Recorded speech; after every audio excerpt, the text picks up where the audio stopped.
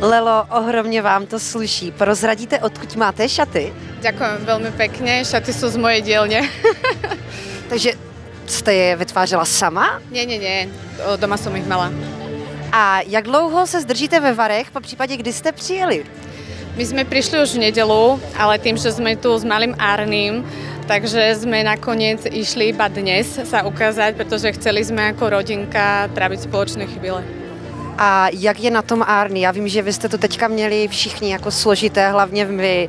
A jak to vypadá? Arny je bojovník, je úplne úžasné miminko, je strašne hodný.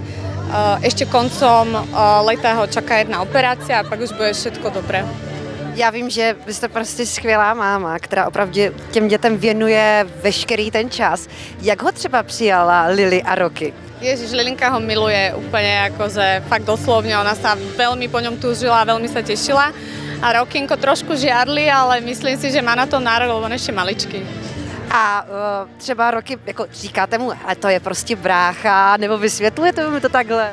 Ale určite. On vie, že proste Arny je miminko, on to už začína tak trošku chápať a to je dobré. Ale som rada, že trávime veškerý čas spolu, všetky deti a že si nadobudli taký ten vzťah medzi sebou a to je proste dôležitý základ. Jak moc to je náročné takhle zvládat 3 děti, to je jako obdivuhodné. Je to moc náročné, nebudem klamať, je to moc náročné, lebo deti máme malé, takže naozaj človek musí na každý smer pozerať a hlavne tým, že maličky potrebuje non-stop, aby som ho hlídala, o to viac je to náročnejšie, ale tak všetko sa dá zvládnuť, proste sme dobrý tím a ja som sa ešte ani nevyspala, popravde poriadne. Od jaké doby vôbec? No za necelých 5 rokov 3 deti, takže Takže dosť dlho. Pomáhají babičky třeba?